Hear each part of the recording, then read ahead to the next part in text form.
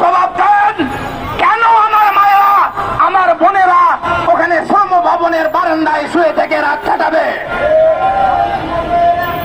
সংগ্রামী সাথী ও বন্ধুগণ, দুঃখের সাথে বলতে হয়, যেই দেশে বাস করে আমরা দাস হয়ে থাকি আসি, সেই দেশে কেমন করে আমরা এই দেশের উন্নয়নের কাজ করতে যাব?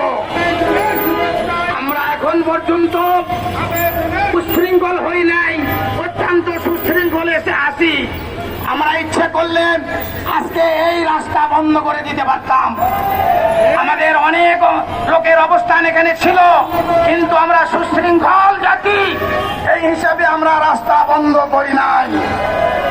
আমাদের পুলিশ ভাইরা এখানে একত্রিত হয়েছিল, কিছুক্ষণ থাকার পরে তারা দেখেছে না তারা অত্যন্ত সুশৃঙ্খল, অতএব সমস্ত পুলিশ বাহিনীরা, দাঙ্গা পুলিশেরা এখানে ছিল, তারা আস্তে